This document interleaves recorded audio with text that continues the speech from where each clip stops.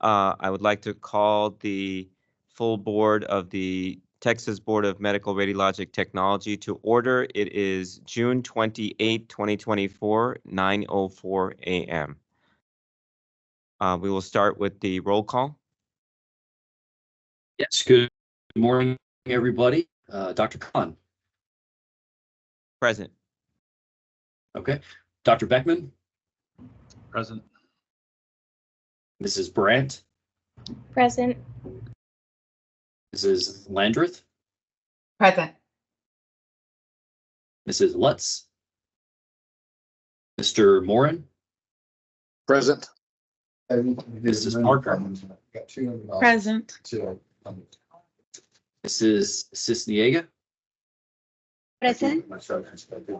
Right. And Mrs. Waddell. Present. For some reason, my camera won't access, but I'm here. We need your camera on, so if you can keep working on that. We do have a quorum for now, so you can go ahead and proceed, Dr. Khan. But yeah, we will have to get all the board members on camera, especially when taking votes, and have audio enabled as well during votes. But we do have a quorum and may proceed. All right, thank you. We will proceed on to item number 2, which is board member report. Does anybody have anything? Yep, and again, this is y'all's opportunity to make each other aware of anything, or just anything you want to make aware to the public. The floor is yours. All right, if there's nothing to report, I will move on to agenda item 3, which is executive director's report. Great, thank you. Good morning again. I'll try to keep this brief for you guys.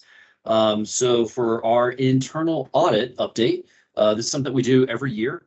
We look at different departments within the agency. This year, we're going to be looking at licensure, and that internal audit is going to take place July 15th to July 26th. Again, standard, we should have the report later this fall.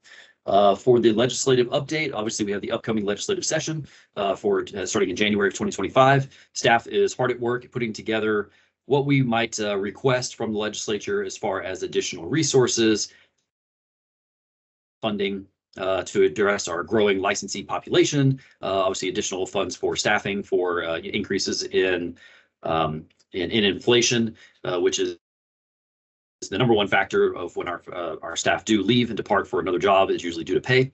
And also we're going to ask for additional funds for resources so that we can update and modernize our IT systems to make things more efficient and user-friendly for the public when accessing our website, and also for our licensees going through the licensure process, and for our staff that are going through the investigative and complaint process. So those are the kind of the big items we're going to be asking for in the upcoming legislative session. For the rules update, you should have all received an email about the rules that we have been going through. We've been talking about it for almost a couple of years now, as the staff has been going through a complete rewrite of all of the rules for the medical board. And Mr. Freshour, I'm sure, will give you guys a little more details on that later in the agenda. But we are coming near the end of that, thankfully. And again, it's been a really big project. It's taken a significant amount of time to get through, and we are almost to the end. The goal is to have all the new rules adopted by the end of this calendar year before the legislative session begins. Last item is the budget update, and I will turn it over to Joey, our CFO, to give you guys an update on how we're doing financially. Thank you, Brent. Good morning, board members. So real quick, we just finished Q3 at the end of May, and our current budget execution is at 97%. We do have plans to expend the rest of that 3% by the end of August. Our revenue collections through the end of May were just over $30 million, and we're our target to collect just as much or more, if not more, from what we collected the previous year. As Brent was discussing with the LAR, we are going to request additional staff and additional resources and funding for existing staff. Some key metrics that we will be reviewing further and trying to get a more targeted number are our turnover numbers. Currently, our turnover is about 7.8%, and that is due to, as Brent was saying, employees leaving for other agencies for pay. We did an analysis to determine what it costs to onboard an employee, and that's currently just under $24,000, which is the full start to hire process and an additional 2 weeks for training. So we'll be presenting those numbers to the legislators. I've also provided in a supplemental report that I'll start including in the main report, just some numbers on our expert panelists and what we pay them. That'll be another request in our LAR to request an increase in the stipend that we pay for that. I've broken out numbers by departments on expenditures excluding salaries, so y'all have that for reference. And I've also provided information on our key operations for the agency. That includes our expert panelists, our court costs, and medical records. So a lot of information to present to the legislators to justify our ask. I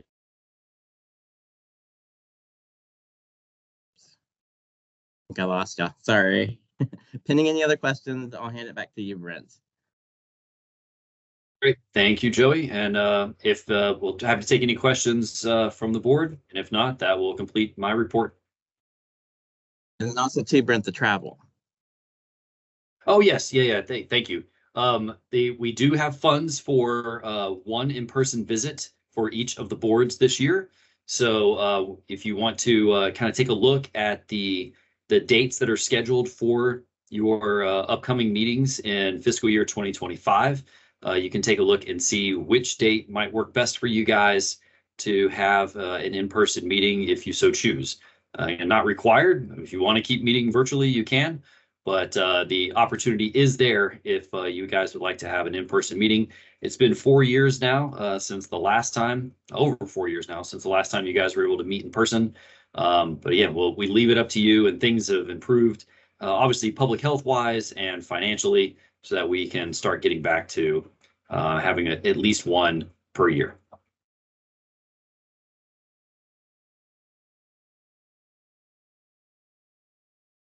Yeah, so pertaining to that topic, I do have 4 dates potentially that we could meet all as a group.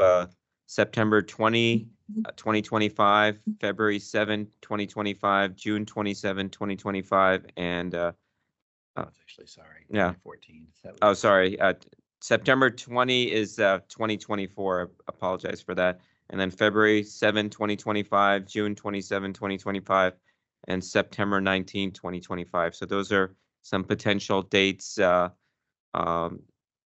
I've been informed that the RCP board has decided on June 27, 2025. So that's a potential consideration for you guys also. So just FYI for now. Any comments, concerns from the board members? A couple of things that were brought up as for factors to consider when picking one is obviously in the fall. If it happens to fall on a home game weekend for the University of Texas or any other events, it can be quite crowded and harder to get hotels. Kind of in the January, February, March timeframe, you have the potential for bad weather. That's when that usually comes in, and so that could potentially impact travel. And so that's where your other board, the RCP board, made the decision to target a year from now in June, where the weather and the crowd shouldn't be quite as bad. But again, it's up to you guys. I like June 27th as well. If we were to do it, I would go with June. Okay. I agree. June 27 works great. All right, 2 so agree far. too. Yeah, well, Okay. I mean, since if we're gonna talk about it right now, like I like the idea of meeting in person once a year. I think that sounds like a really great idea. So which date? Sure, June. June sounds great. June works for me as Well, well. I love it to meet in person too, so also for me. Okay. Well, it sounds like there's some consensus there to look at meeting in person almost exactly 1 year from today. All right, very good. So we'll put that down as a tentative date and then confirm going forward. Anything else, Brent? No, that completes it for me. Thank you. Thank you so much. So then we'll move on to agenda item 4, which is medical director report. Yes, good morning, everyone. This is Dr. Brad. I'll go ahead and make this brief as well. Fortunately, we're doing well for medical radiologic technologist experts. We don't have any needs there. But if any of you have any recommendations for interventional radiologists, we do have some need there. So if you can think of anyone, you can either contact them or forward their name on to me, and I can follow up with them. They need to be in practice or working at a university or medical center in that regard. They need to have an active Texas license, or a license of another board that's part of the Interstate Medical License Compact, but they don't have to be working in Texas. They can be working just about anywhere as long as they are working. So if you have any recommendations or suggestions, please send them on. But thank you very much, and I'm available for any questions you might have. I have some people that come to mind, but they'll want to know like the commitment, like if they were to ask to be a expert, not witness, if the expert opinion, like how long does it usually take to work a case? So if a one patient case is typically just a few hours, maybe up to 5 or 6, a multi-patient case may take much more than that. They're certainly welcome if it comes at a bad time for them to just say no to a particular case. So it's not as though they're obligated to do a minimum number or obligated to do every one that comes along. We're very flexible about that. Okay, thank you. But I can explain all of that in an email if you forward me contact information or a name. Okay, thanks. Great, thank you so much, Dr. Brent. We'll move on to item number 5, which is consideration and possible action regarding pending litigation. Yes, good morning, everyone. As normal, you all don't have any cases pending or filed against you at this point. As I usually report to you, the medical board seems to garner all of the activity for the most part. Most of those are substantial evidence reviews after the medical board has issued a final order after litigation has tried a case over at the State Office of Administrative Hearings. We've been prevailing on those. There are a couple of cases right now with medical board enforcement issues that are actually being briefed by the Texas Supreme Court. Whether or not they'll actually be oral arguments, it's not clear yet, but the justices have asked for some briefing on a couple of issues. Once we get that information, we'll let you know, but it'll probably be quite some time before we hear anything on that. Otherwise, we do have a couple of federal cases that are being handled.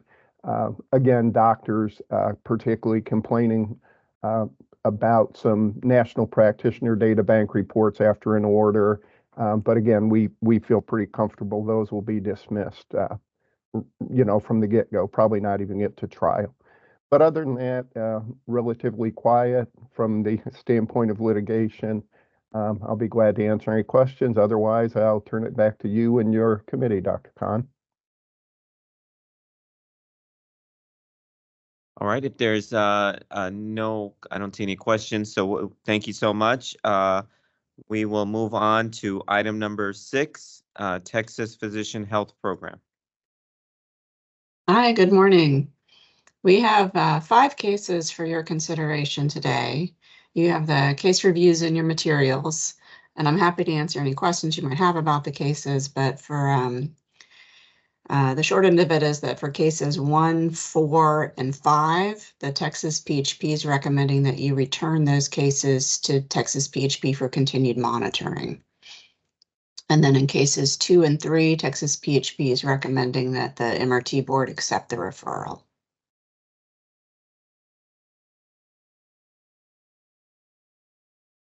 So on this one, you would need a motion on each one. And if you have any questions for Dr. Doyle, obviously now's the time. If everyone's reviewed the case and there are no questions, the recommendation is to accept the referral, somebody would just need to make the motion. And you said we have to do these one by one, correct? Or can we do them together collectively? It's technically your choice. I think since the recommendations, there's a couple that have one recommendation, a couple that have the other, and it's this way. If anybody has a member, has a question about a particular one, it's probably better to do them one at a time. Okay.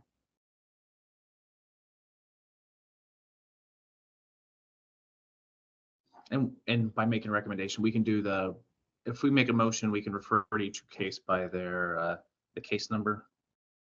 Yes, sir. Okay. What if no one else has any questions regarding case number 1, I would make a motion to approve the PHP's recommendation to refer this back to the PHP. All right, I have I'd a second the motion. motion. Great, thank you. We have a motion by Dr. Beckman to refer case number 1 back to Texas PHP as recommended, seconded by Mr. Morton. All in favor? Aye. Aye. Any Aye. against? All right, the motion passes. Need 4 more motions. Yeah. So I would move for case number 2 to accept the PHP board's recommendation to accept the referral back to the MRT board. I'll I second. second. Mhm. Okay, so we have a motion to refer case number 2 and have it referred back to the MRT board made by Dr. Beckman and seconded by Ms. Parker. Any comments? All in favor? I did have, Aye. oh, never mind. Aye. Any against? Aye. All right, motion passes. Can I ask a quick question? Of course. When they refer them back to us, does that mean what happens at that point? Does it come up to us as a full board at the next meeting, or does it go through? So so on the us? ones that the motion is to accept the referral, if you accept the referral back to your board, then the PHP will prepare the file with a memo. They send it to our enforcement staff, and they'll get it assigned to an investigator. We will normally meet on these cases. They're priority 1 cases, so we will meet with the investigators and review. There's usually a process of evaluating in case there might be a need for a temporary suspension. Some of these can be pretty concerning. So that's usually part of the process. They're also offered an interim screening agreement if the issue is drugs or alcohol. So they're given the opportunity to continue their drug screening during the process. Obviously, if they sign that agreement, it doesn't make the decision, but it helps make the decision whether or not to proceed with a temporary suspension. The investigations department gets a response to them. Sometimes they have their own gripes they want to make and explanations, and then it'll go to QA and get set for an ISC, and then you all will see this at an ISC. So that's the process. It can take a while, but we are keeping an eye on if there's a need to do it, an immediate suspension in these cases. Okay, that was my concern, because some of these seemed a little serious, and I thought, well, we don't want to wait 4 months before some action is taken to restrict them from working. Yes, ma'am. And that is part of the referral process. We will be looking at that. Okay. Yeah, and just for clarification, so I mean, if we do not accept a referral, basically we're returning it to the PHP. Is the PHP then obligated to continue? Like, what's the PHP's recourse if we decline to accept the referral back to the board? So hopefully, and Dr. Doyle is here. I mean, this would be the time to maybe raise those questions. And if there's a reason you're like, I don't think we should take this one back. I mean, Dr. Doyle is medical director for PHP. So if you do have one today or in a future meeting that you're like, I don't see why we need this, I don't see why PHP can't keep it, this would be the appropriate format. And we can go into executive session if we ever have one that requires that to discuss it as well. But if you could ask questions generally, she may be able to answer those questions, in real time. Yeah, and Dr. Doyle, I think you may want to explain to Dr. Beckman the analytics that occur when they come to you, because so your question is, Dr. Beckman, what if you decline? The thought process is here, and again, I'll let Dr. Doyle explain to you, but PHP's really done everything they can. So if it's coming to you and they say, you need to take it back, Dr. Doyle and the program means you really need to take them back because they are not doing or complying with what Dr. Doyle and the program has asked them to do. And it's not just one violation or two violations. I mean, there is a this is a problem individual. And Dr. Doyle, I hate to step on your toes, but laying it out there. Yeah, no, in general, anybody that's working with us that is embracing an opportunity for rehabilitation, we try to keep them with PHP so that we can make sure that they're safe to be practicing and that they're getting all the appropriate treatment. When we do have somebody that's substantially out of compliance with their monitoring agreement, sometimes they've just stopped monitoring altogether. We can't safely be monitoring them if we don't have information from monitoring reports or from drug tests.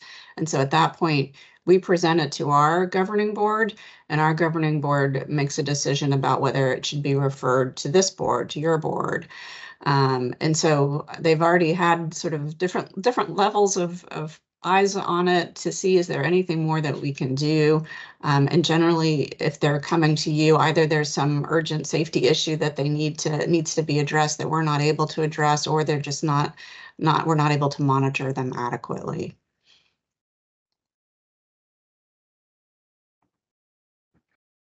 Thank you.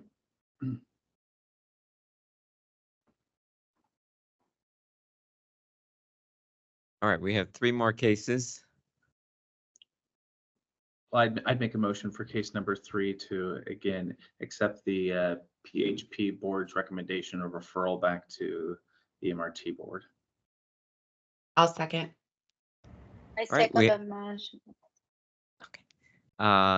We have a motion by Dr. Beckman to accept the recommendation for referral back to the MRT board for case number 3, seconded by Ms. Landreth. Any comments? All in favor? Aye. Aye. Aye. Any against? All right, motion passes.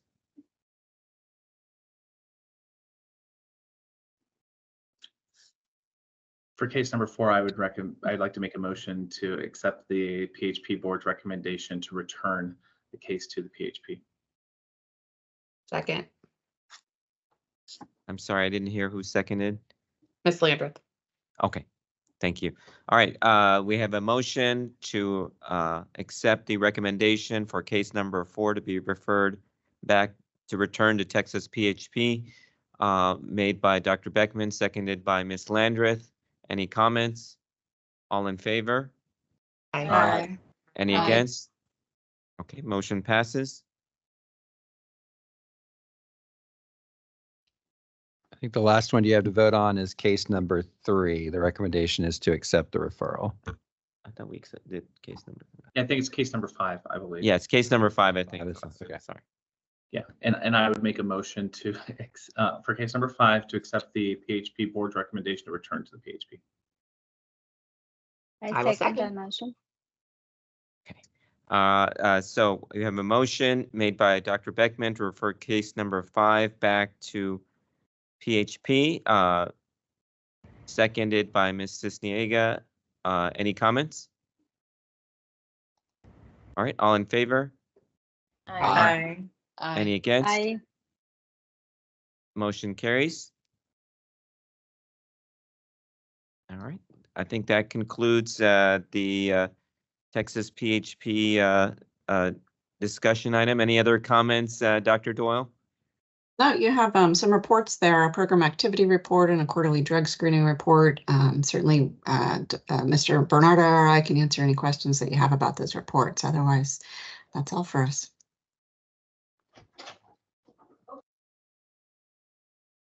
All right, if there is no question from the board members, thank you so much. And Dr. Doyle, and then we'll move on to the next agenda item, which is discussion, recommendation, and possible action regarding applicants appearing concerning eligibility. Yes, we have one licensure applicant that has been referred to appear today. This applicant is number 2608, and they are appealing the executive director's determination related to active practice remedy. The applicant submitted his licensure application in April of 2023. In order to meet active practice licensure requirements, applicants must provide sufficient documentation that they have practiced on either a full-time basis, actively practicing, been a student of an approved program, or been on the active teaching faculty within one of the last 2 years preceding the date of the application. A full-time basis is defined as at least 20 hours per week for a minimum of 40 weeks during a given year. When reviewing the 2 years of employment history, which would have been April 21st to April 2023 for the applicant, it was determined that they did not meet the active practice requirement. They didn't report any practice as an MRT during that time period. The last practice of approximately 8 months was at After Hours Urgent Care in Colorado from July 2019 to February 2020. The applicant did report that he had practiced as a mobile MRT with Precision Clinical Laboratories in Colorado from June 2023 to December 2023, which is approximately 6 months or 24 weeks. He also provided a copy of the ASRTCE record list of credits that showed for the 2 years preceding the date of application, there was 24.5 credits. When asked about his professional practice history and practice plans if licensed, the applicant indicated that he was licensed in Texas as an MRT back in 2013.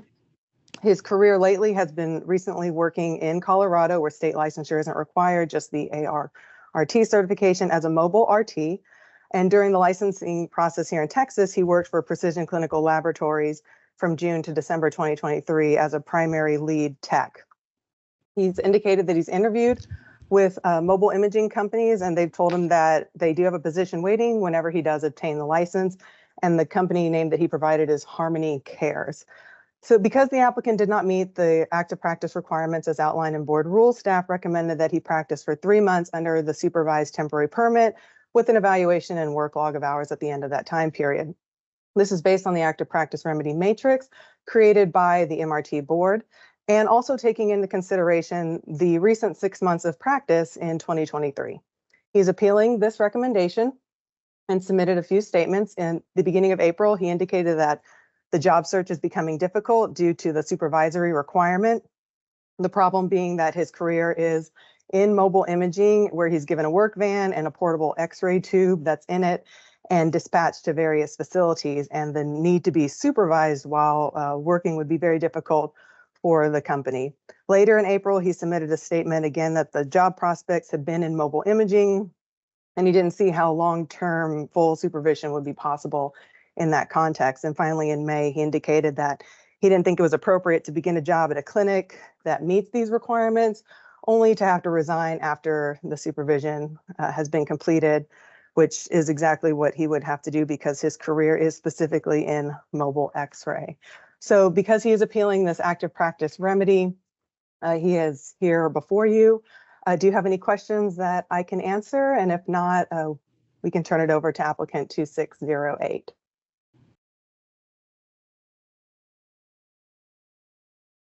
Okay. Applicant 2608, if you're in attendance, can you please unmute your mic and acknowledge that you're here? Good morning. This is Cameron here. Thank you so much for your time. Thank you, applicant 2608. If you have an opening statement, you can present that at this time. If not, that's fine. The board members will just move forward with asking you questions regarding your application. Okay? Thank you so much. Yeah, I'm really happy to be in front of you guys here today to kind of state my case. I love X-ray and I really am excited to get going, and I really want to help contribute to Texas. I actually I got hired at a mobile company And so I've already been hired, but now this is pending to see if I'll be able to work in Texas. So I greatly appreciate your consideration.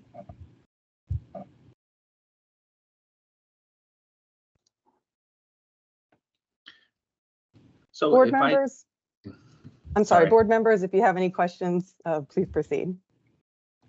Sure. So I was looking, it looks like you've had roughly, so you were first attained your MRT degree in 2009. So that's about 15 years ago. And in that 15-year period, you've spent, it looks like 6 years to 6.5 years of time actively practicing as an MRT, just kind of dispersed throughout that period. Is that correct? I would have to take a second look, but I trust you looking at it to be pretty accurate. Yeah, I would have thought it was a little more than that, but you know, I would have to check. But thank you. Okay. That sounds correct, though. Yes, sir. And what kind of radiography have the last couple of jobs you've had? What kind of imaging have you done with radiographs? I mean, has it been general work? Has it been specific body part imaging? Right. So with mobile X-ray, it's typically wherever patients are not able to leave their facilities, namely skilled nursing facilities, you know, dementia units, Alzheimer's units, jails, you know, again, places where the patients can't leave. That includes the entire spectrum of images, aside obviously from fluoroscopy or anything, but basic radiography. Each exam is pretty well used. And prior to that, I was working in an urgent care, just doing basic films as well as medical assisting, but that's never really been, you know, my career goal. So yeah, I mean, we would just get sent to whomever needs it. Sometimes it's in someone's own home. Other times it's in a big facility. So I like to think that the entire skill assortment for an RT is used in this way. And the job you have lined up is in the same vein as previous jobs you've had? Yeah, so this is a little unique in that it's a travel position, meaning they'll be sending me to different states to kind of fill in gaps for some companies. Some factories need OSHA x-rays done, and they'll be dispatching me to different states, but they are expanding into Texas, into the Dallas-Fort Worth area, San Antonio, and Houston. And so they're really hoping to have somebody, a Texan, who could, you know, start taking over those contracts. So I might end up being predominantly in Texas, but doing those same mobile x-rays that I just described. Okay. And then these periods between jobs, because just looking through the history, it looked like you would work for a spell as an MRT, then not, and then as an MRT. What jobs were you doing between these MRT jobs? Well, for one case, I actually spent a long term, approximately 2 years, working in medical malpractice insurance, just because my dad was the boss and got me hired at a pretty high wage that I wasn't used to, and it offered health benefits and stuff. So I thought it was only going to be temporary. It ended up really being kind of fruitful for me. So I did that for a couple of years, and then went back to X-ray after that. But the lapses are just because I've had a really kind of tumultuous life and a few health problems, and I had a couple of family members die, and it's just kind of been a really hard for me to establish myself permanently somewhere. But now my wife and I have a mortgage. We have a home here in Texas, and it really seems like an opportunity for me to really finally complete a stable career and not move and not change. And so I admit it's a little shaky, my employment history, but none of them would have anything, bad to say about me. I like to think. And then, sorry, this is a question for Ms. Unterborn. For on our records, the last CME was in 2022. Nothing since for the last 18 to 24 months. Is that correct? His last work experience, is that what you're referring to, Dr. CME, Becker? just for educational. Like, is he up to date? Oh, yes. I'm sorry. So he did provide the ASRT record list that had a start date of June 1st, 2020 through May 31st, 2022, which was a total 48.5. But if we were looking at just the 2 years preceding the date of his application filed in April of 2023, only 24.5 of that 48.5 were within the last 2 years from the date of his application. And the complete record is in there with every course and date for you to review. I have a question for the applicant. So with the last continuing education credit for 2022 that we have on record, have you continued doing any continuing education during this time? Yes, ma'am. I'm not sure. I must have put in the incorrect parameters because I also have 24 credits from the end of that from between 2022 and 2024. I have 24.5 credits that were done during that time. Okay. Thank you. I'm not sure why I sent the wrong biennium. I'm embarrassed.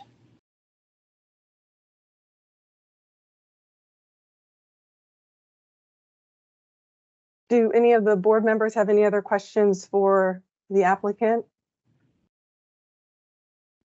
I have one question. Are you currently and like up to date with the ARRT certification?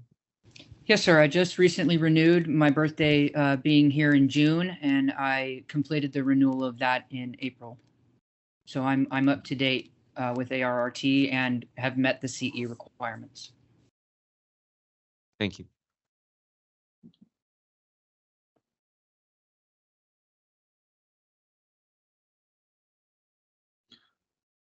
Okay, so if there are no other questions by the board members for the applicant, because this is an appeal, your options are to either deny the appeal and the original recommendation of the 3-month supervised temporary license would stand. You can also deny the appeal and make that recommendation with anything additional that you would like to add on top of that, whether that's CEs or anything like that. Or you could grant the appeal and make a motion to approve the applicant for a full MRT license, or you could grant his appeal of the specific 3-month supervised temporary permit that we offered and offer something else. So you have a bit of a variety, and let me know if you have any questions.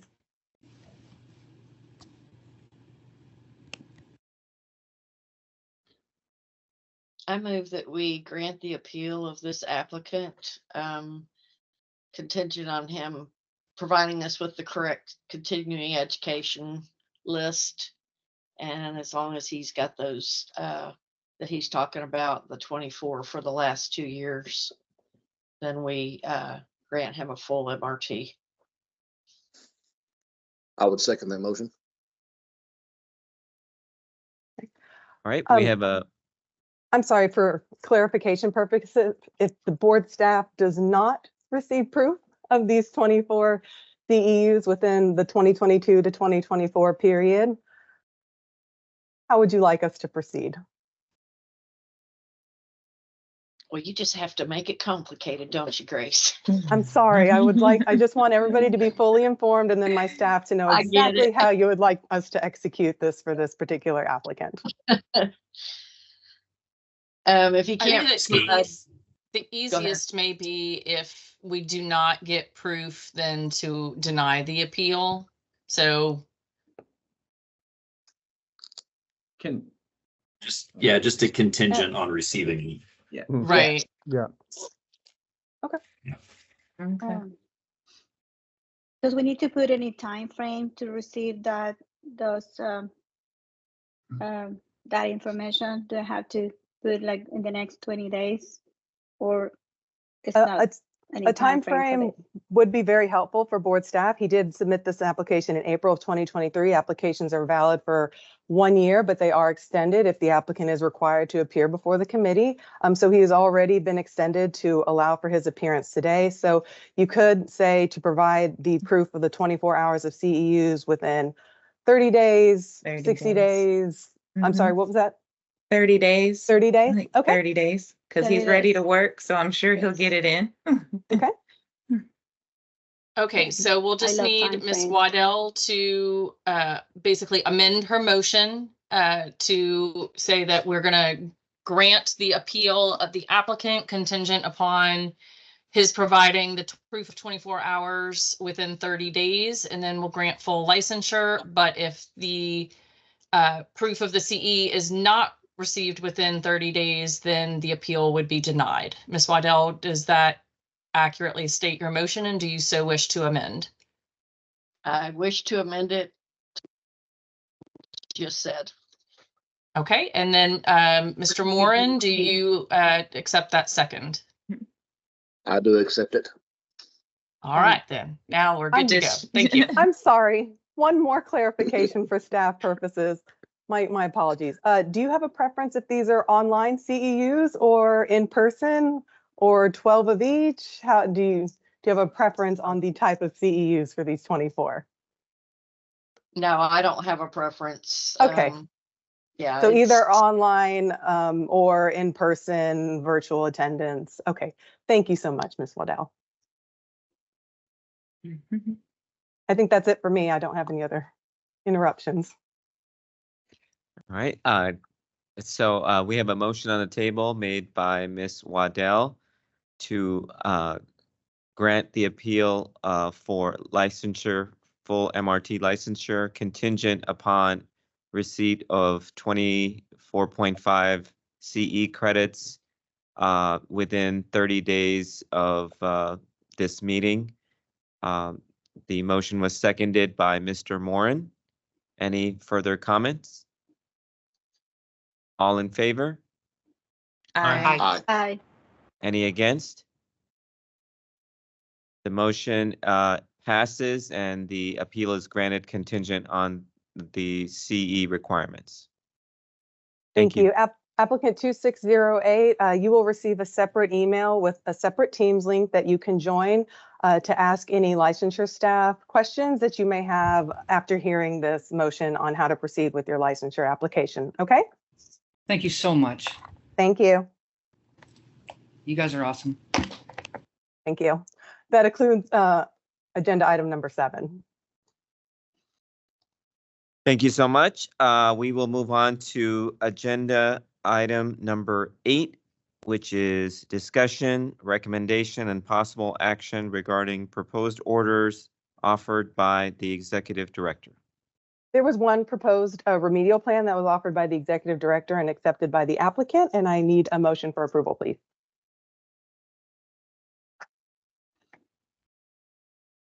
I'd like to make a motion to approve the proposed order as entered. I would second that motion. I'll second that. All right, we have a motion to approve the recommendation by the proposed order offered by the executive director, proposal made by Dr. Beckman and seconded by Mr. Moran. Any comments? All in favor? Aye. Aye. Aye. Aye. Any against? All right, motion passes. That concludes agenda item 8. We will move on to agenda item number 9, discussion, recommendation, and possible action regarding approval, rescinding, or denial of program or instructor, which looks like there are none. Moving on to agenda item number 10, report on program approvals and renewals. So there were 3 NCT initial program approvals and 2 NCT renewal program applications that met all the requirements, and they have been approved by the executive director. This is just a report, so there's no motion needed. Any comments or concerns by the board? All right, hearing none, then we will move on to the next agenda item, which is agenda item number 11, reports and discussion regarding the investigation, litigation, and compliance departments. And I can cover this agenda item. You've got, these are all just reports, so no votes are needed. You have an enforcement activity report, which covers, we now have 5 years of data. We're through 3/4 of fiscal year 2024. Nothing that stands out or raises a concern for staff on that report. It's kind of shows a little bit of the history of COVID and some changes in our patterns there, but seems to have kind of settled back into the very, very standard report that you see. We do have a report on warning letters that are offered. This is for all license types, not just MRTs, but you can see the ones through the 3rd quarter fiscal year 24 there. We do have the report on pre-investigation criminal reviews. As you know, we do keep an eye. Anyone we get every time somebody gets arrested, if they're in the fingerprint system, we get a wrap back alert. We do track those. We do review them pursuant to guidelines. This is kind of the report of what we looked at in the last quarter.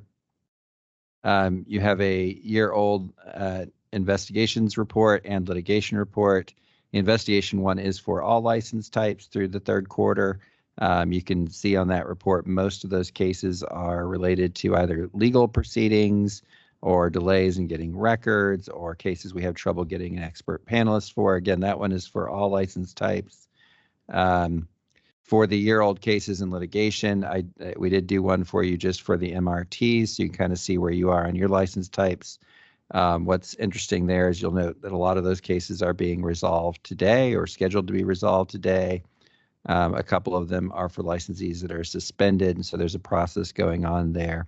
So again, nothing that raises any red flags for staff on there. That's all pretty standard. And the last couple of reports you have in there, the last report you have in there is a report on a temporary suspension that was just done this month regarding an MRT. So these are just reports that don't require any votes, but if there are any questions, I'm happy to take those now.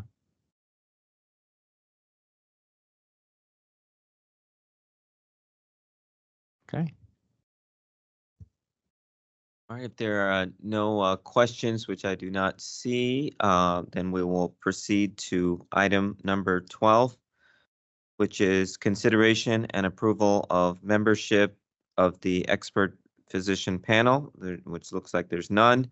Then I'm moving on to item number 13, discussion and possible action regarding review of probationers' appearances. There are none. Item number 14, follow-up files, looks like there's none. Moving on to item number 15, cases recommended for dismissal. Okay, these cases are cases in various categories that staff is recommending for dismissal. They are assigned to individual board members that are part of the dismissal committee. And so the first category are assigned to Ms. Landreth. Ms. Landreth, you do have cases in the LOE category and the Texas PHP dismissal category. These can be voted on as a group. So if you're wanting to dismiss all of them, you can make a motion to accept the recommendation for dismissal for all cases assigned to you. If there are any that you would like to discuss or don't want to approve, you can pull those for discussion. So now would be the time for any motions. Okay, I don't have any to pull, so I move to follow the recommendation to dismiss on all 3. I second.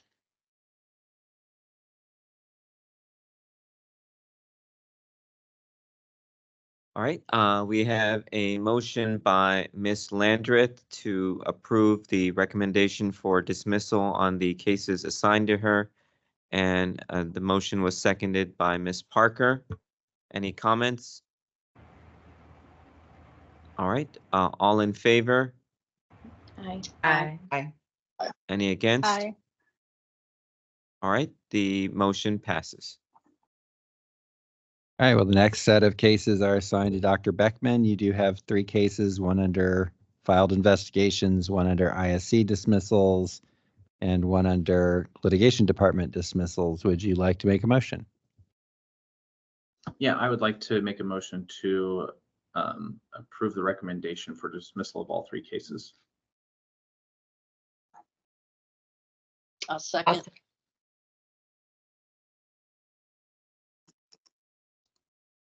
All right, we have a motion on the table made by Dr. Beckman to accept the recommendation for dismissal of the cases assigned to him, seconded by Ms. Waddell. Any comments? All in favor? Aye. Aye. Aye. Any against? All right, motion passes. Okay. The next two cases are assigned to you, Dr. Khan, one in the ISC panel section, one in the litigation department section. All right, I would like to make a motion to accept the recommendation or recommendations for dismissal of both cases assigned to me. Is there A a second? All right, very good. So motion on the table made by me, Dr. Khan, to accept the recommendations for dismissal, seconded by Ms. Parker. Any discussion? All in favor? Aye. Aye. Aye. Any against? All right, the motion passes. Okay, the last set of cases under agenda item 15 are assigned to Mr. Morin. There are two cases under the ISC section. Any motions? I'd like to move for, to accept the recommendations for dismissal of both cases under my file. I second that motion. All right, we have a motion made by Mr. Morin to accept the recommendation for dismissal. And it was seconded by Ms. Cisniega. Any discussion? All in favor? Aye. Aye. Any against? All right, the motion passes. That completed agenda item 15. All right. Very good. We will move on to agenda item 16, which is appeals. Okay. And there is one appeal. It was assigned to Mr. Morin, and it's in the J and F category. So this is a case that we received a complaint. It was reviewed by our complaint reviewer, and they recommended dismissal without opening a formal investigation. Although it is assigned to one board member, of course, anybody can review it, make any motions. The options on this would be, because it hasn't had an investigation, if there was a vote to grant the appeal, the case would just move forward to the next step. It would be reviewed, possible expert review, and proceed down the path toward an ISC. If the vote is to deny the appeal, the case will remain dismissed. We do only allow one appeal per complaint, so that would be the end of the case.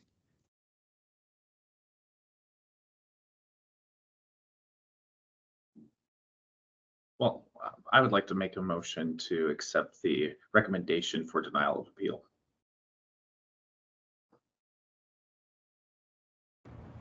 Oh, I was second. sorry, Scott, I think you're muted. I second the motion. Sorry about that. Anyway, so we have a motion on the table to accept the recommendation for denial of the appeal made by Dr. Beckman, and Ms. Waddell beat Mr. Morin to the microphone. So if she seconded the motion, any comments? All in favor? Aye. Any against?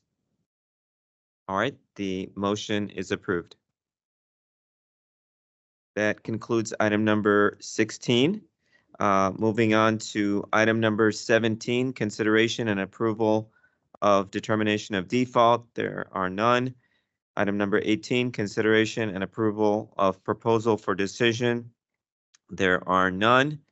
Item number 19, consideration and approval of modification request, termination request orders.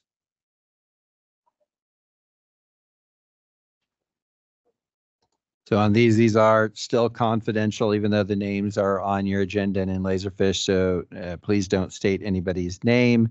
But your options are to make a motion to accept the order as presented, or you could not accept it. You could discuss it as a committee. Those are the options. I'd like to move to accept the order as presented. I second. All right, we have a motion to accept the modification termination order as presented by Mr. Moran and seconded by Ms. Cisniega. Any comments or discussion? All in favor? Aye. Aye. Any Aye. against? All right, motion passes. That concludes item number 19. Moving on to agenda item 20, discussion, recommendation, and possible action regarding agreed orders. Same options on this one as the last one in terms of motions.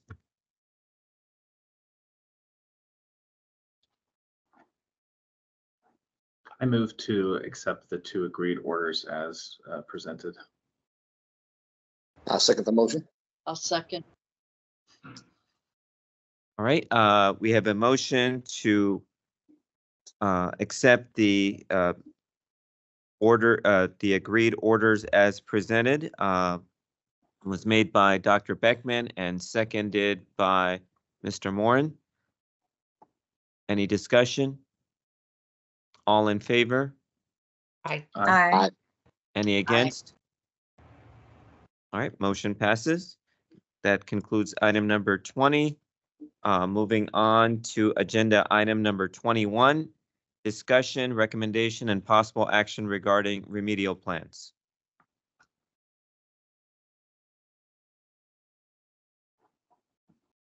Same options again. I move to approve the proposed remedial plan. I'll second. Okay, we have a motion made by Dr. Beckman to approve the remedial plans, seconded by Ms. Brandt. Any discussion? All in favor? Aye. Aye. Aye. Any Aye. against? All right, the motion passes. That concludes item number 21. Next agenda item, item number 22, discussion, recommendation, and possible action regarding mediated settlement orders. There are none. Agenda item 23, discussion, recommendation, and possible action regarding non-pro-tunc orders. There are none. Item number 24, consideration and approval of cease and desist orders. This is a little unusual because you don't see very many of these, but this is someone who has signed an order agreeing that they were practicing without proper licensure. And so they have signed this order as an agreed order so that the options are the same to accept the order as presented or discuss or some other action. So I just had some questions for clarification. So they acknowledged that they were practicing when they did not have an active license, and then that they would quit practicing. But how is this different than like a termination of their license? Or yeah, I was a little confused on exactly what happened here. Yeah, it is from just the order. So if we want to, yeah, and I've got the staff attorney that handled the case is also available for questions. I don't know, Mr. O'Day, are you available to give a short summary, or can Yes. you do that without sharing Yes, the I am. confidential information? Okay, please do. So essentially what had happened is that the licensee, I believe, had a license that had lapsed, and over a 3-day period, she continued to practice as an MRT without an active license. Once she had received her active license again, she continued to practice. But the issue with that's before you regarding the cease and desist is that she had practiced for a few days without that active MRT license. And so it's but she now has a license, correct? Correct. So this is a disciplinary action for those days she did not have a license, and this is how it's categorized, I guess. Am I understanding that correct? Correct. Okay. Thank you. for the cease and desist. She doesn't cease and desist now, does she? Well, no, it's the, I always say it like it's cease doing it if you're still doing it, and desist in the sense don't do it again in the future. Okay. And was there any disciplinary okay, so the order, sorry, now I'm reading through trying to understand. Did the patient, it's not patient, did the licensee, so was there a disciplinary action that was performed as part of this order, or was this just more of a formal reprimand, basically? From, you mean from the facility? From MRT board. Like, I was looking at so the cease and desist was, this document is acknowledging that we told them to desist and that they cooperated with the investigation, but there was no disciplinary action that came from this, correct? Right. This would be the disciplinary action if this order is approved. This would be the action that would be reported to the data bank, and yeah, and would be on her profile. Okay. Perfect. Well, I move to approve the cease and desist order as presented. I second the motion. All right, we have a motion to approve the cease and desist order by Dr. Beckman, seconded by Mr. Moran. Any further discussion? All in favor? Aye. Aye. Any against? Aye. All right, the motion passes. That concludes item number 24. Item number 25, consideration and approval of agreed resolutions. Looks like there are none. Item number 26, consideration and approval of consent orders. And this is related to that criminal review that you report that we had just a couple agenda items ago. As part of that review process, we do have some guidelines that we can follow for certain criminal cases.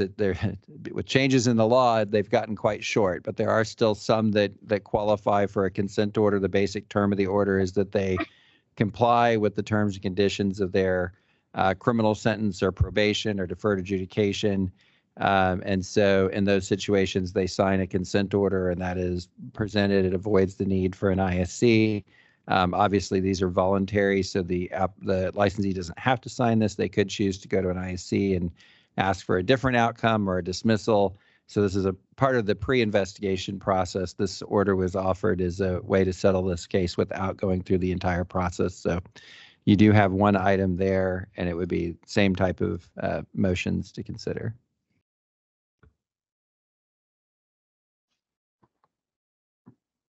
So is this person giving up their license? I'm kind of confused about what exactly this order does. Sure, let me take you to the, so on the order portion, make sure I've got it pulled up so I don't say anything incorrect here.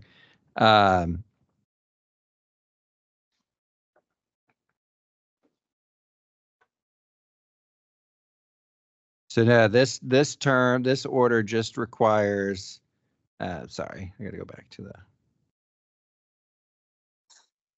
yeah.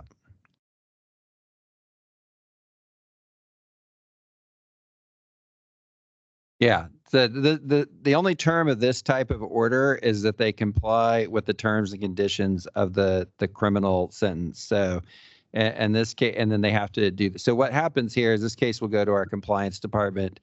They will assign a compliance officer. Our compliance officer will get with the probation officer for this licensee, get a copy of all the terms and conditions of the probation. Then they will also have to check in with our compliance officer on a regular basis to document that they are in compliance with their probationary terms. So if they stay in compliance with those probationary terms, then once their probation is completed in their criminal case, this order will be terminated. If they violate their probation in that criminal case, instead of having to start all over with a fresh investigation and complaint with us, we would actually come in as an order violation. You would see this as a compliance ISC with just a 10 days notice. for violating their agreement with us that they would stay in compliance with their criminal matter.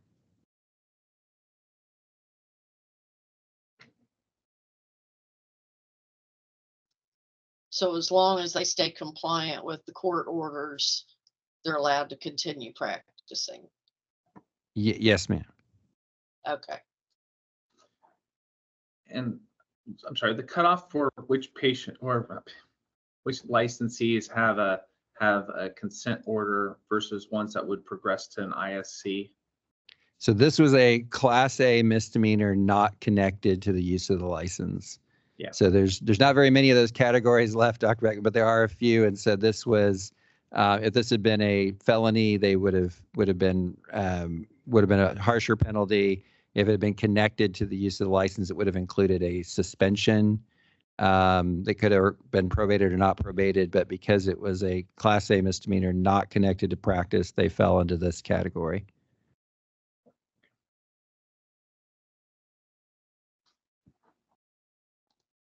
I move that we accept the recommended consent order. I second. All right, we have a motion made by Ms. Waddell to accept the consent order, seconded by Mr. Moran. Any further discussion? All in favor? Aye. Any against? All right, the motion passes. That concludes item number 26. Item number 27, report on cease and desist orders approved by Executive Director. And this is just a report, and it does include all license types. I do not see any MRTs on the there is one NCR on the report, but these are ones that would have been approved after a hearing with two board members. These are different than the ones you saw in item number 24, but no vote is required.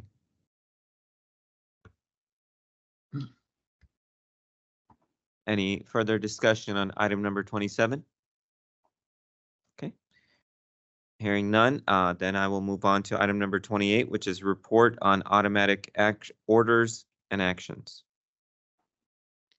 Okay, and this is, again, just a report, no vote is needed, and this is for all license types from the from this fiscal year.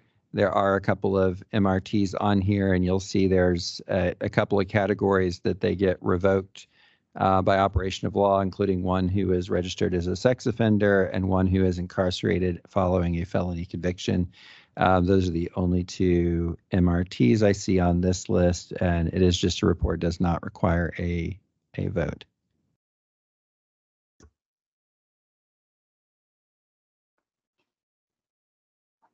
Any comments or further discussion on this item? Just a real quick question, just for clarification, doesn't pertain to MRTs I see, but there are sometimes patient licensees listed multiple times with, did they have multiple episodes that result in a? Yeah. Multiple legal cases, I guess, is what it looks like. Is that correct? Yeah, so sometimes they get, yeah, I'm confused by that too, and that could just be a copy and paste error. But that sometimes what you'll see is there'll be an S ball followed by an R ball, as we call it. So they get suspended when they are initially convicted, and then they get revoked when they are finally convicted. But looking at the individuals that are on this list, I think this might be a copy and paste error. So, okay, because these are same date, same action. Legal number. And okay, yeah, okay, thank you. Dr. Khan just pointed out the different legal numbers. I think you were asking that too. So it may be that you had a legal number created at the point when they were suspended, and now we've created a legal number when they're revoked, which is still a clerical error because we're not supposed to do that. It should be attaching the investigation to the same legal number, but that might also explain why when they prepared this report, they listed them more than one time. Okay, thank you. Any other comments or discussion? Thank you. That concludes item number 28. We'll move on to item number 29, which is discussion, recommendation, and possible action regarding the proposed amendments to 22 TAC Chapter 194, Medical Radiologic Technology. Yes, and Brent or Yvette, do you want me to take this or? Yeah, Sure, go I ahead, can. Scott. Okay. I'm sorry, I heard Brent say take it. Yvette, I didn't hear your Yeah, go ahead. response. Go ahead. I'm Okay. here to back you up if you need to. Okay, okay. As Mr. Carlton said at the beginning of the meeting today, board, what you have is, and we've been talking about this, but for about the past 2 years, General Counsel has been rewriting all of the rules for your board, for the RCP board, for the medical board. Basically, we had 40 chapters of rules and we've rewritten them completely. The intent of this is, well, it's there's multiple purposes, but the legislature in the last 2 or 3 sessions has started to tell agencies, you need to modernize your rules. You need to check them to be sure they're up to date. You need to get rid of unnecessary language. You need to get rid of conflicting language. So what we undertook to do, and what we're going to ask you to do today, is to recommend that these rules be published by the Texas Medical Board. And I'll explain that process in a moment. But what the rules have been, what we've done on the rules is we took all of the language in the rules that was simply a repeat of statutory language and removed it.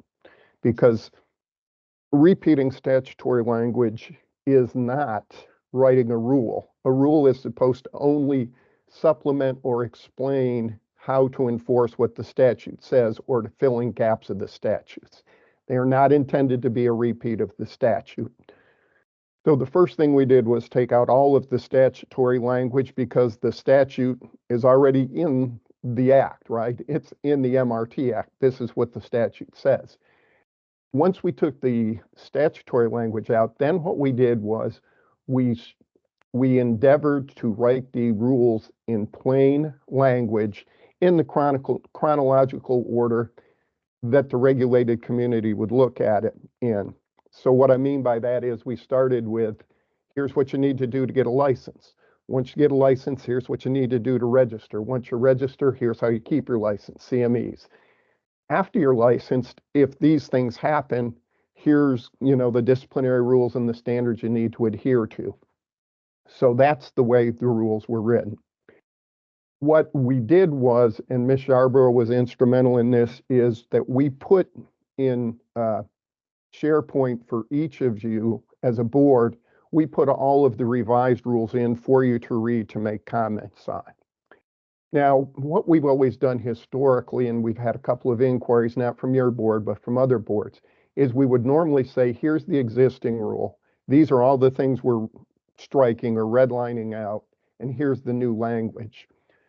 But in this case, because the rewrite is basically from top to bottom, what we did was we've just given you the new rule, and what we want you to do is read it from the, for lack of a better term, kind of the real world operation, because for the most part, you've all been on the board for quite some time now.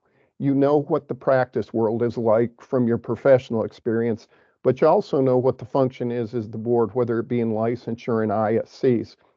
So you need to read these rules as, do they make sense for the real world application, that you know how they work? What we're asking you to do today is to recommend for us as staff to have the medical board publish these for comment. Now, how that will work is if you recommend and do that and again, help me on the timeline here, that if I need it, in August, the medical board will publish your rules, the RCP rules, the medical board rules, the acupuncture rules, all of the rules in the Texas Register. They will be up for comment for at least a 30-day period. We, General Counsel, will gather all of the comments. We'll summarize those for you. Then we will come back to you as a board in either your September, October, November board meeting, whatever it is. We will tell you what the comments were. give them to you, see if any of the rules need to be revised or changed. If, and there's two things that happen at that point. If there's some changes recommended and they're what we call non-substantive, meaning it really doesn't change the population that's regulated, or they don't create any new, otherwise, new obligations. And again, the way we wrote the rules is we didn't create anything new. We took most of what was existing, put it in a different order, and put it in plain language. So we really didn't create anything new with these rules. So when the comments come back, if there's comments that want some changes and they don't really change the group regulated and they don't create any new obligations, they're what we call non-substantive, meaning doesn't change the impact of the rule.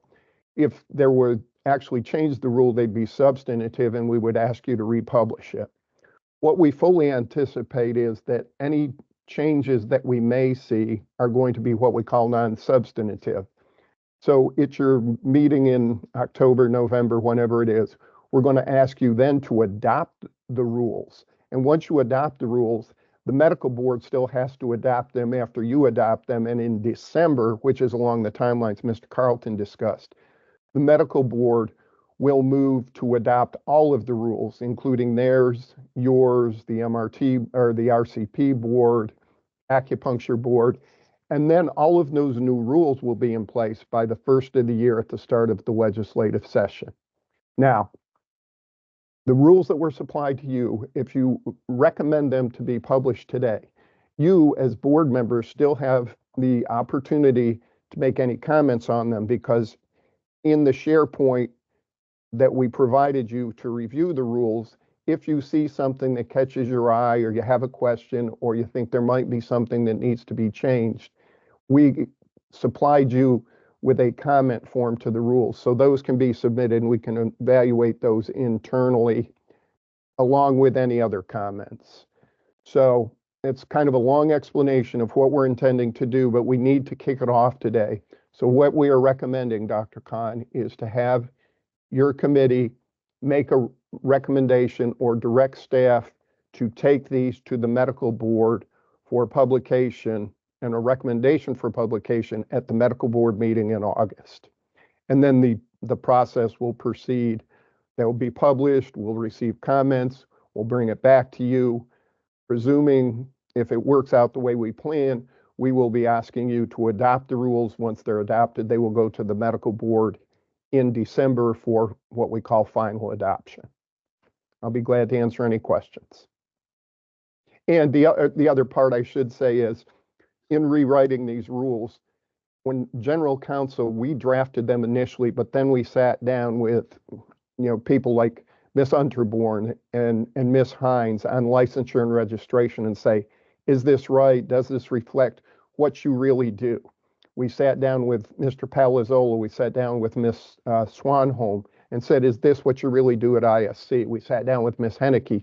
Is this how it really works in investigation? So when we did these rules, we made sure that we wrote them to reflect what we really do as an agency and what, when it's presented to you in ISCs or at these board meetings, that the procedural and process rules reflected what was actually there, because some of our older rules were very, very overwritten, and it was very clear that when they were written, the individuals that were doing the day-to-day, work and job hadn't been consulted, because it wasn't really a reflection of how things work. So we've really strived to do that in these rules. So that's why I say to you, don't worry about the existing rules. Look at these as a standalone kind of set of rules, and does it make sense with the knowledge you have of what you do as a board and the day-to-day operations you're aware of, from the agency perspective.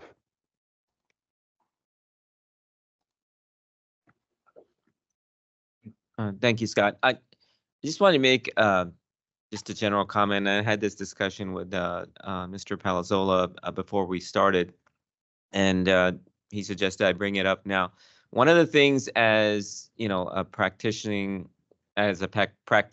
in the field, I notice and from a lot of the cases that we've reviewed is in 2024 medical radiologic technology world, there's a lot of overlap, especially with MRI. And there's a lot of technologists that get MR certified, do MR training, and then their institutions are asking them to renew their MRT license, and they run into the practice gap issue. And I'm just wondering, since we are on the discussion of revising some of these rules, and I'd like to get your opinion on it, and Brent's and Ms. Yarborough's. What are your thoughts? I mean, there's kind of a nebulous area. This board was created to deal with ionizing radiation, which is MRT, but you also have MRI, which is non-ionizing radiation, yet an imaging field. You have ultrasound. What is the regulations and kind of governance of those two modalities? Because in my mind, as a radiologist, they're all kind of imaging technology in 2024, but I don't quite understand how those other fields are licensed, regulated, disciplined, and things like that. So I'd just like to ask that question since we're looking at some of our rules now. Well, of course, part of the issue we have, Dr. Khan, and this does come up, is that you have a statutory definition of, what a MRT is, what a RA is, what a limited, an LMRT is. And again, we can't necessarily, as a board, expand those definitions now. And again, one of the things, and I think you used the term practice gaps, and that's the exact kind of comment we would like you to give us as a board. But I know we hear a lot about MRIs, and it is a funny overlap because it says, you can do these processes and these procedures. And then you have, of course, the dangerous and hazardous procedure definition. And MRIs is kind of an odd one. And then the ultrasound, that one I really not that familiar with, but I'm not sure if it would be problematic from the standpoint of what your scope is because of the nature of that. And I understand, there's certified sonogram folks and that kind of thing. But with the MRI, we've run into that even with the medical physicist. And I know there was some concern that they wanted a separate certification for physicists for MRI. But the way that the definition is, and Yvette and Sarah, you may have to help me with this, is under, I think it's the diagnostic medical physical, I can't remember the exact terms, definition for medical physicist. We felt that MRI fell under that and was subsumed by it and not needing to be separately identified for physicists. And my point to that is, Dr. Khan, I think if we look at that and we look at what y'all can do, I think there is a way to, what we could do is analyze it to see if we believe the way that the definitions stand now, that the MRI portion of it would be included and therefore it would need any kind of rule change or specifying anything. And then it would not necessarily be a change in your scope because any definitional change in scope is going to have to be done potentially statutorily. But again, there's enough in dangerous and hazardous. I think we might be able to see that MRI is in there. As to ultrasound, I am not really sure where that may or may not fall in to the definition. But the other part of that is that there is the potential that it could be something that could be done under potentially supervision and delegation by the physician overseeing the individual, because one of those standards is, as you know, Dr. Khan and Dr. Beckman, you see this. The person has to have training, knowledge, and the competence to do it. It is safe to delegate it, and it is not in violation of any other statute. So ultrasound may actually fit into that because it may not violate the MRT statute, given the nature of the machine and its usage. It may be something that can be delegated, but you still don't run afoul of the definition, if that makes sense. So what I would suggest on that, Dr. Khan, is why don't you and I and Yvette at some point kind of take that offline and you explain to us exactly kind of the practice gap you see on the explanation from a medical perspective of what is the MRI, what is the ultrasound, and then we can look at the definitions and see what we think on that. Does that make sense, sir? No, it does. Thank you. And like you said, ultrasound's a little bit different, obviously, because there's no dangerous material. But some of the issues, like, for example, we're getting a lot more complaints filed to us now regarding technologists, and that could be the same for sonographers. That could, because they have even more intimate contact with the patient, and that could potentially result in a complaint. And so, my idea was to, all these disciplinary issues, complaint issues, licensures, dangers to patient, as far as behavioral issues, could be under one category. But I completely understand your points. Thank you.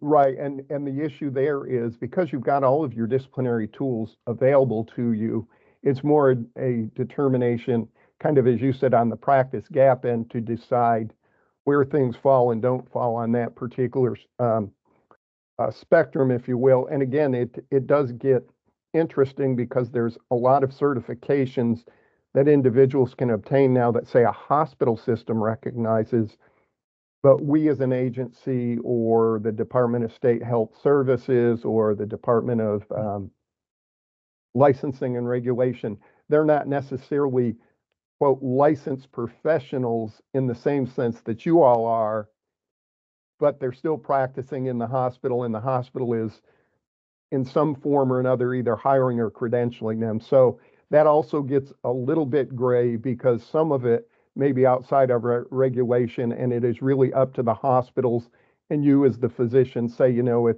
for example, you or Dr. Beckman says the head of the radiology department, and you have standing delegation orders for your ultrasound techs, even though they're not licensed, you can still delegate. But again, that takes it outside of the MRT Act, right? And then you're just into hospital policy along with Chapter 157, which is the authority as you as a physician to supervise and delegate. So you can see the calculation that goes on here, but there are a number of occupations that are kind of, for lack of a better between, that aren't really licensed, but yet the hospitals are credentialed, and you would be expected as a physician to have some degree of oversight, right? So it does get a little tricky.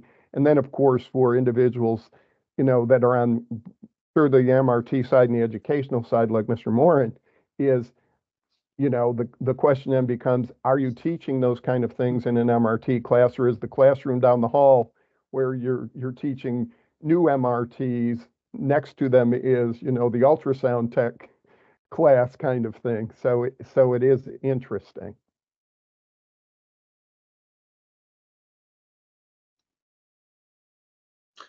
So just a quick question for clarification on the SharePoint that was sent to us. There were several chapters that were sent. Each one of these chapters has some sort of rules that pertain to the MRT, right? Like I believe we received 6 different chapters. Because there was chapter 186, which obviously pertains to MRTs, right? That's constructing MRT, but the compliance and the procedural rules, that's all kind of general rules that pertain to every board that's underneath the umbrella of the Texas Medical Board. Is that correct? Yes, Dr. Beckman. And what we did on that was when we initially put things in SharePoint, we had only put in, like for you all, we put in Rule 186. But a couple of your fellow boards said, hey, you make reference to, Chapter 177 and 179. Can we look at those? And our answer is sure, because what those are is particularly there. How do we do complaints? How do we do investigations? How do we do compliance? How do you do ISCs? And it's the same for everybody.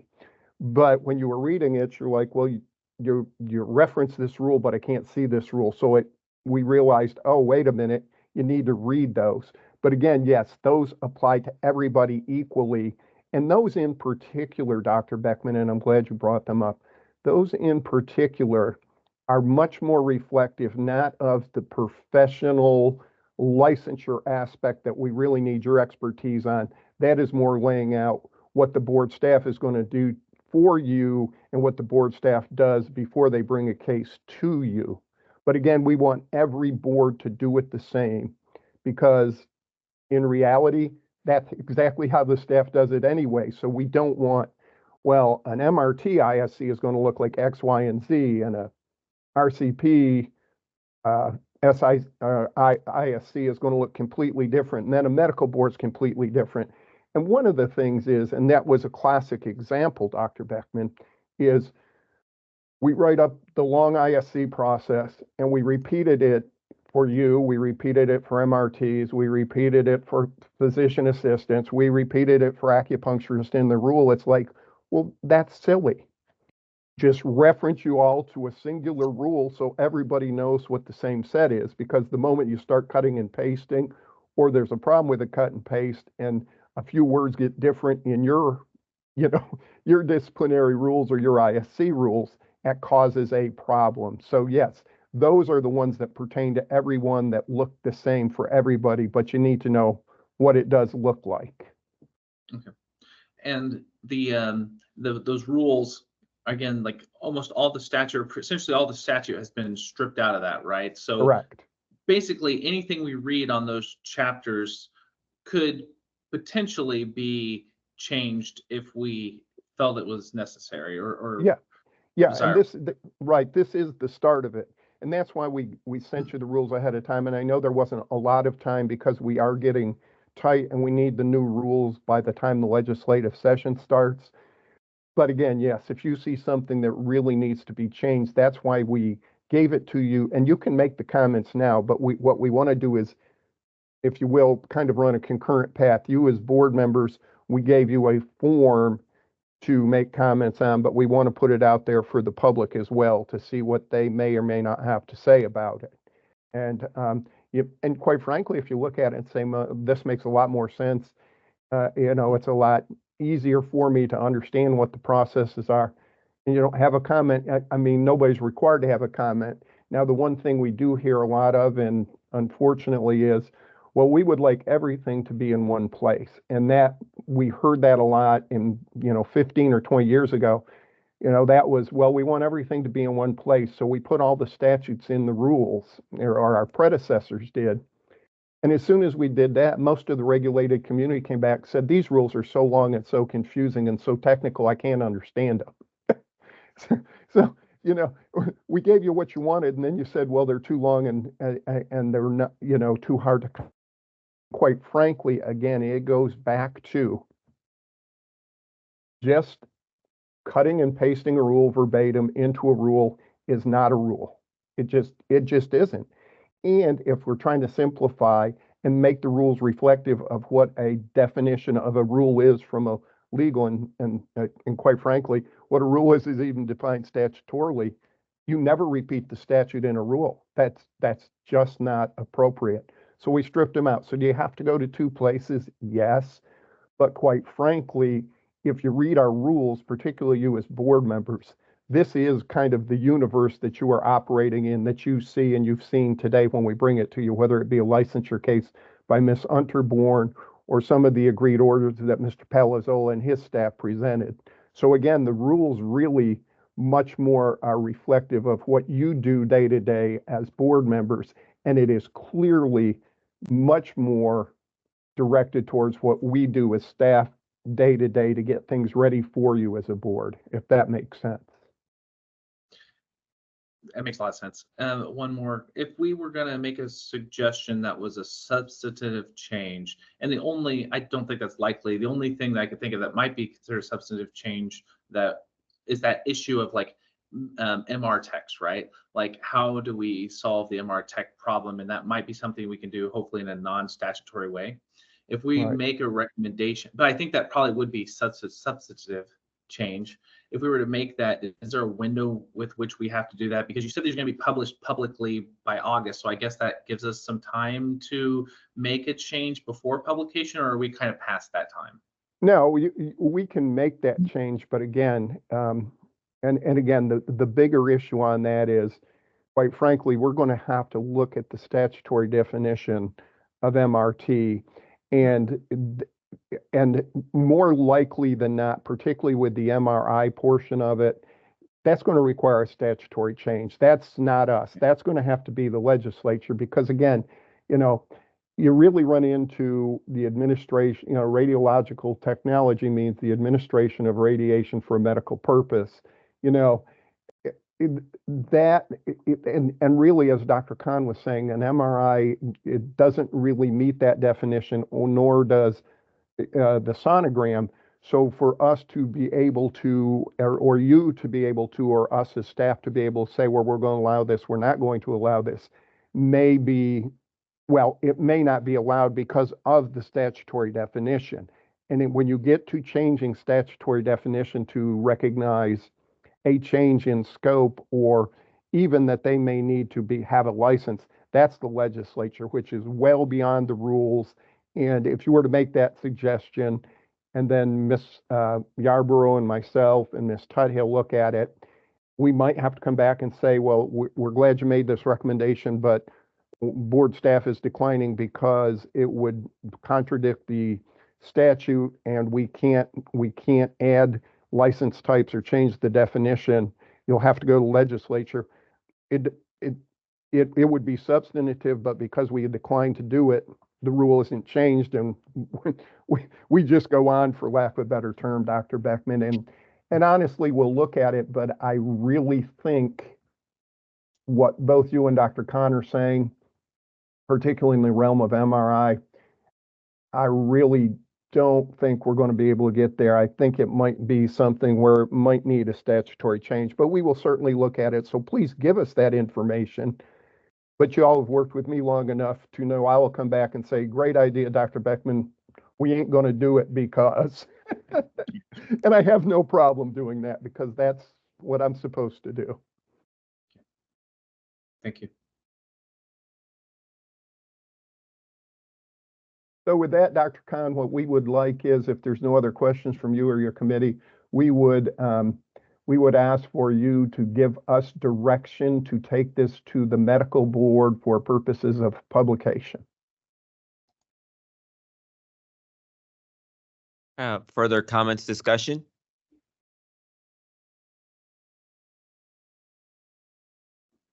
All right, then, do we need an official motion? No. No, you don't need to. Just make sure, is your board okay with giving us that direction, and board staff will carry it out. We just maybe just go around and be sure nobody has any issue with that direction, and to get the ball rolling, so to speak, Dr. Khan. Okay. So board members, anyone have any objections to Mr. Feshar proceeding with taking this to the TMB for formal publication? No. No, I do not. All right. Thank you very much, Dr. Khan, and board members. Thank you for indulging me in a rather long and somewhat arduous explanation, but I think it was important to know that this is a long process and there are a lot of steps, but we have really been plotting this out to where we think it's going to be workable, and we can make the first of the year deadline as Mr. Carlton expressed. Thank you so much. That was very helpful, actually, and educational. I would like to add one thing before we leave this discussion. Regarding, I don't thank Dr. Khan for bringing up the fact about doing something with the MRI area. And I just want to throw my name in the hat as far as being able to offer my knowledge and expertise, being certified in MRI and also being an MRI safety officer. I think my knowledge and expertise could add something to that discussion. Well, you will be called, Mr. Moran, so thank you, and you may regret that, but we're going to take full advantage of it. Not a problem. Thank you very much. Thank you. Any other comments? All right.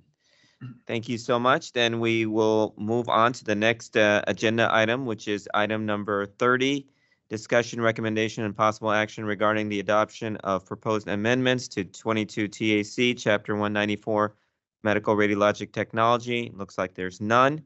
And that will move us to item number 31, open forum for public comments. And actually, Dr. Khan, before we go to number 31, staff does have a little bit more information on agenda item 24. If the board would indulge us for a minute to perhaps recall that agenda item, and we've got a little bit more information. Since we haven't adjourned yet, I think there's still time to take a little bit look at that one. Of course. So And we will. on that, Chris and Dr. Khan, is it for anything substantive? Because it would need to, because you've already voted on it, I guess to recall it, I think we'll need a motion to recall it in a second and it has, well, you had a unanimous vote on it. So go ahead. You Yvette. can, so I looked at Robert's rules. We can recall the agenda item, and then if the vote is going to be, if after recalling the agenda item, there's any desire to reconsider that vote, then you would need a motion to reconsider the vote in agenda item 24. And then there would be a new motion that could be made. But you do not need an official vote to recall the agenda item. It's just once the item is recalled, then it goes from there. Then you would need a vote. Okay. So clear as mud, right? There you go. So if everybody is okay, then we don't need an official motion to go back to recall. But I would like to provide a little bit more background on this case and just let you know that I think that I did look at the file, and this individual, we did receive a complaint. It looks like what they were doing is they were practicing on a temporary certificate, that expired at the end of May. They had submitted an $80 payment to the board. Obviously, a new practitioner, new licensee. They thought that was the fee to convert to a full license. They missed a couple of steps. They were alerted to that by somebody they were working with. They were immediately taken out of rotation. This happened between June 1st and July 10th. So it actually covered about a 5-week period. It then took them a few months to get everything straightened out. They were fully licensed by October 11th. The reason staff wanted to bring this back up is we see this sometimes as it's going through the licensure process, and we handle these a little bit differently on the licensure side than the enforcement side. And sometimes we're still a smallish agency, but sometimes you don't always get the exact same process in both sides. And so I apologize for that oversight, but I think the normal way this would have been handled would have either been with some sort of a warning letter or a warning or something like that. And so staff would like to broach the idea that this might be a little bit out of line with what your board and other boards have done in similar situations. And so if somebody would like to reconsider the motion, and the option then, if it would be, is if this order is denied, then the investigation would continue. We could take this to an ISC, and this individual will have the opportunity to talk to an ISC panel that might make a different decision. Whatever would happen at that ISC would be up to the board, of course. May we discuss before rescinding? Yeah, absolutely, yes. Yeah, so gosh, I mean, if a remedial plan, I mean, is that an option? Would that have been an option in this case? This seems like this was an error that then the patient, the person, the licensee, they halted, they desisted as soon as they knew. And now this is kind of like an after the fact sort of issue. It's not ongoing. So yeah, I feel like in the past, I don't think we've ever had this come up once since I've been on the board that I can recall. And I wonder if that we haven't done remedial plans for things like this in the past. Go ahead, Chris. Yes, you have used on the licensure side, when we find out something like this has happened, you have issued remedial plans as part of that process if they've been practicing without, like I said, in some situations, if it's a short period of time, it's treated more like a written, warning, don't do it again. And if it goes on for a long enough period of time, it does escalate to a remedial plan. It's a little bit different because this came through a complaint process, which is why we got our wires crossed on staff side, and we took one action here that we would not have taken on the other side of the house. So That's kind of what happened here. But I think, and yeah, Scott, did you want to add something? Yeah, Chris, and I wanted to kind of jump in, and I think you kind of hit the nail on the head here, Dr. Beckman. And Chris, again, I want to be clear. So individual had a temporary license. It somehow, they paid their $80. They thought this would somehow get them over and into a full licensure. Somebody at their facility told them they weren't. They pulled them out of rotation.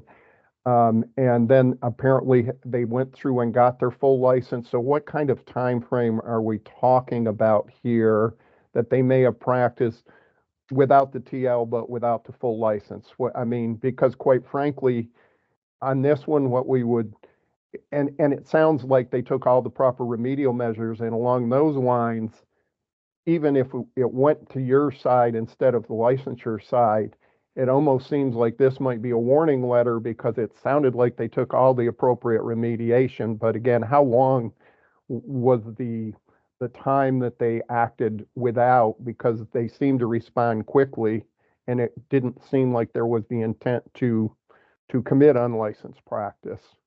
It was June 1st through July 10th, and it was not a full-time employee. I think there were about 20 days of work in that time period. Yeah.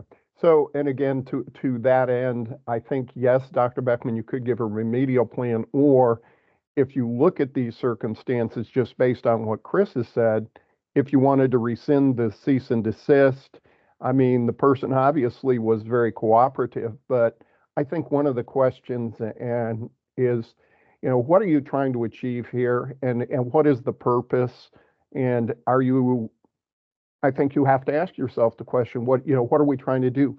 Are you really gaining any more compliance with this individual by giving them a cease and desist or even a remedial plan? Or would it be better to just send them a warning letter because it's after the fact, they've corrected it. It wasn't even full time. It was 22 days, Chris, 21 days. I mean, I think at some point you have enforcement authority, but the issue is you're looking for patient safety and compliance, and where does that figure in?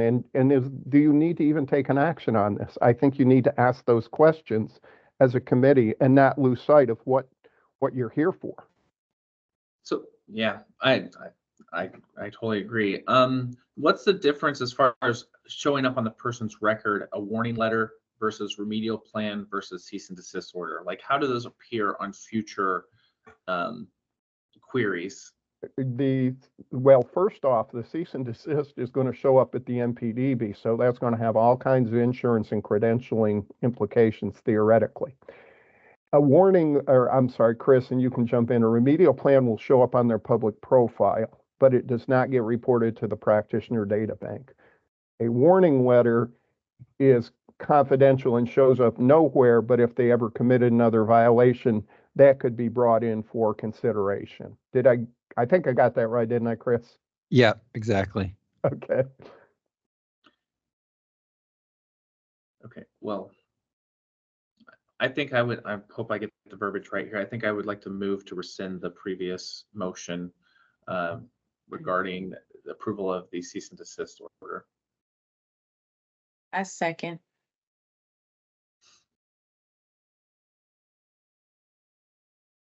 All right, was that verbiage correct, Scott and Ms. Yarborough?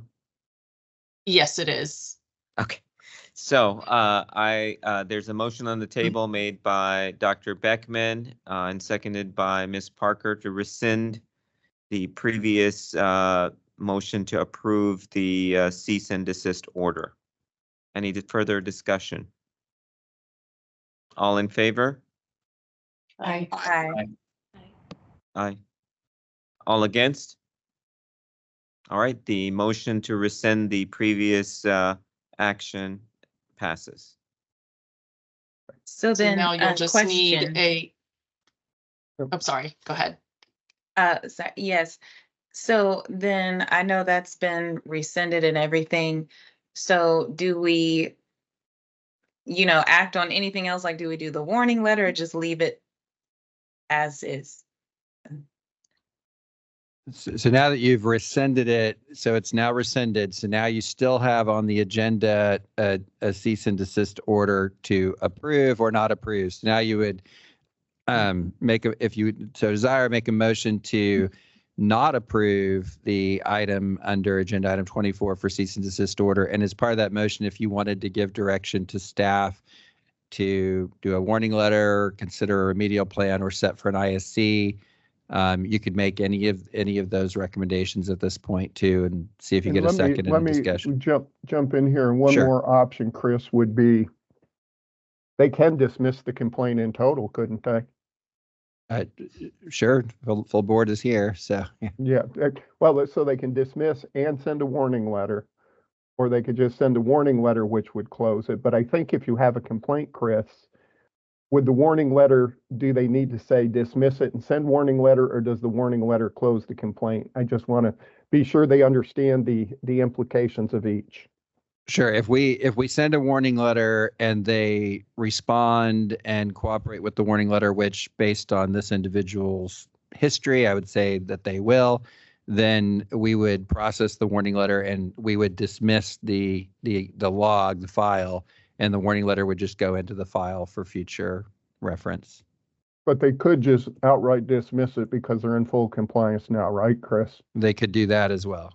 Okay, yeah, it's multiple options here, and I think that's exactly where you were going, Miss Parker. So you were kind of one step ahead, but Chris is right. The first thing might be, and the cleanest might be, to vote to make a deny the cease and desist.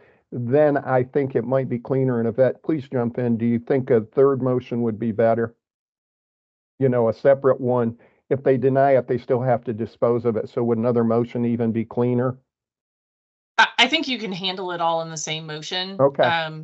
Because you've moved to, or you've rescinded the previous motion, so that undoes the original, undoes, whatever the word is, the original motion. Now you just need to take some action, and by disapproving the cease and desist order, you can also follow on in the same motion to dismiss with a custom warning letter, or you can do it as a entirely separate motion, but I think the effect will be the same. As I'm madly reading through Robert's Rules of Orders. Okay. Dr. Beckman, would you like to say all of that, or do you want me to? Sure. I mean, I would like to make a motion to decline the cease and desist order, and then to send a warning letter to the licensee. And I second.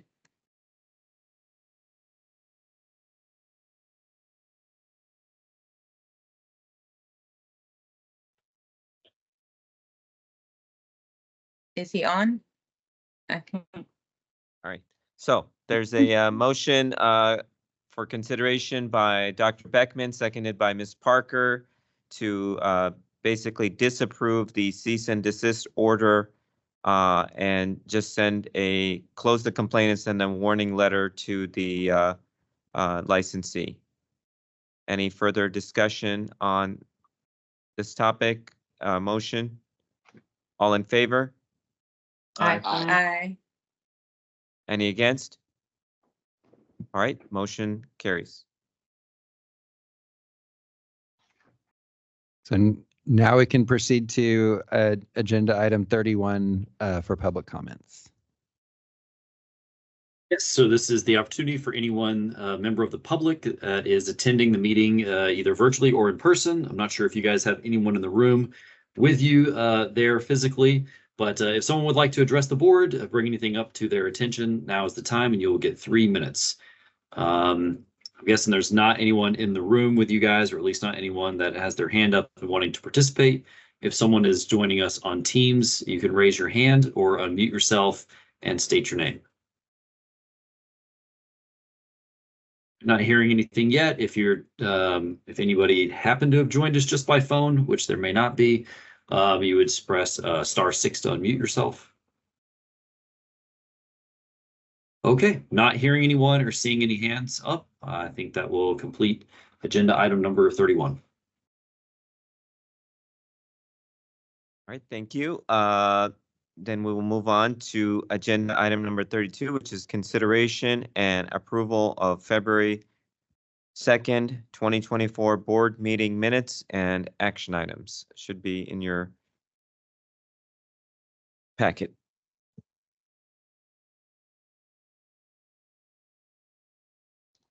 I move to approve the minutes. I second the motion. There's a motion to approve the minutes from our last board meeting in February 2, 2024, made by Dr. Beckman, seconded by Mr. Moran. Any further discussion? All in favor? Aye. Any against? All right, the motion to approve the minutes passes. That closes item number 32, and we're moving on to item number 33, adjournment, unless there's any further comments or anything the board members want to discuss. Okay, I'll move on to item number 33, which is adjournment. I move to adjourn. I'll second it. All right, we have a motion to adjourn made by Dr. Beckman, seconded by Ms. Waddell. All in favor? Aye.